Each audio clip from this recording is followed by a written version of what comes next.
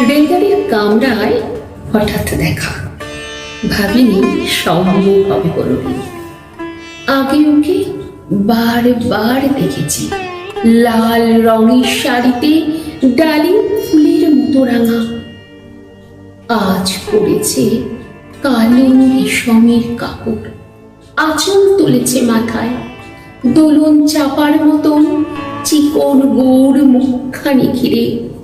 মনে হলো কালো রঙে একটা গভীর দূরত্ব ঘনিয়ে নিয়েছে নিজের ছাড় দিকে, যে দূরত্ব সর্ষে ক্ষেতের শেষ সীমানায় শাল ভূমির নীলাঞ্জলে। থমকে গেল আমার সমস্ত মনটা। চেনা লোককে দেখলেন অচেনার গাম্ভীর্যে। হঠাৎ খবরের কাগজ ফেলে দিয়ে আমাকে করলে নমস্কার। সমাজবিধির পথ গেল খুলে, আলাপ করলেন শুরু, কেমন আছো, কেমন চলছে সংসার ইত্যাদি। সে রইল জানালার বাইরের দিকে, যেন গাছের দিনের ছোঁয়াচ পার হওয়ার চাহনিতে দিলে অত্যন্ত ছোট দুটো একটা জবা। কোনটা ভাব দিলি না, বুঝিয়ে দিলে হাতের অস্থিরতায়। কেন এসব কথা?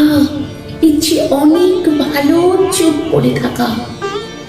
আমি ছিলেন অন্য বেঞ্চিতে ওর সাথীদের সঙ্গে। এক সময় আঙুল নেড়ে জানালে কাছে আসতে, মনে হলো কম সাহস নয়। বসলুম ওর এক বেঞ্চিতে। গাড়ির আওয়াজের আড়ালে বললেন মৃদু স্বরে, কিছু মনে করো না, সময় কোথা, সময় নষ্ট করবার।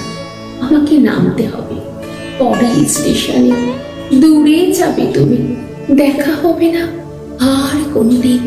তাই যে প্রশ্নটার জবাব এতকাল থেমে আছে শুনব তোমার মুখে, সত্য করে বলবে তো?